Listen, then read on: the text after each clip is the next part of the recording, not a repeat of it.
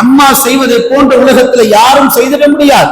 அவன் சாப்பிடும் போது அவனுக்கு வரலாறு சொல்லணும், அவன் தூங்கும் போது அவனுக்கு வரலாறு சொல்லணும், அவனோட பயணிக்கும் போது அவனுக்கு வரலாறு சொல்லணும். இன்றைக்கு இந்த இஸ்லாமியர்கள் இது போன்ற நல்ல விஷயங்களை, விடுமுறை நாட்கள் நம் பிள்ளைகளை நல்ல விஷயங்களை சொல்லி அவர்களை நாம் உருவாக்கினால் வருங்காலத்தில் இன்றைய இளைய சமுதாயம், இன்றைய சிறார்கள் நாளைய நல்லவர்களாக இருப்பார்கள், நாளைய வல்லவர்களாக இருப்பார்கள். அப்படி இல்லாவிட்டால் இன்றைக்கு எந்த தீவிரவாதிகள், எந்த பயங்கரவாதிகள் கையில ஆயுதத்தை எடுத்தார்களோ அதனுடைய பின்னணி என்ன?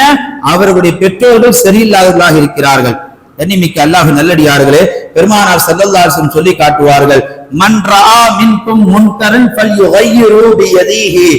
உங்களிலே ஒருவர் ஒரு தீமையை பார்க்கிறார், அந்த தீமை என்ன செய்யட்டும்? அவர் முதலில் கையால் தடுக்கட்டும்.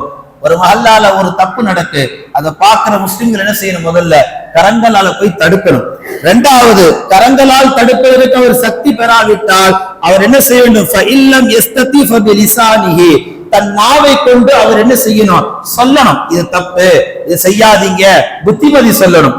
அப்படி அதை சொல்லி அந்த மக்கள் கேட்கவில்லை, ஃபஇல்லம் யஸ்ததி பிலிசானிஹி, நாவை கொண்டு சொல்லி மக்கள் கேட்கவில்லை, ஃபஇல்லம் யஸ்ததி ஃபபிகல்பிஹி, அந்த தவறு செய்யக்கூடிய மனிதர்களை இவர் என்ன செய்யணும் தெரியுமா? உள்ளத்தால ஒதுக்கி அவங்களை வெறுத்து தூரம் ஆயிடணும். இப்ப இந்த உம்மத்துல இந்த ஹதீஸை எப்படி எடுத்துக்கிட்டாங்கன்னா, ஃபஇல்லம் யஸ்ததி ஃபஇல்லம் யஸ்ததி பியதிஹி பிகல்பிஹி, உள்ளத்தால ஒதுக்குறாங்கல்ல. மூணாவது குணத்துக்கு வந்துட்டாங்க. மூணாவது கேட்டகரிக்கு வந்துட்டு நம்மளால தடுக்கவும் முடியாது, நம்மளால நாவால சொல்லவும் முடியாது, நமக்கு ஏன் வம்பு? பொதுவா நம்மள நிறைய தத்துவங்கள் இருக்கு. அவன் எந்த வீண் வம்புக்கும் போக மாட்டான், அவன் உண்டு வேலை உண்டு இருப்பான், அவன் அப்படியே கோலையாக்கிறது.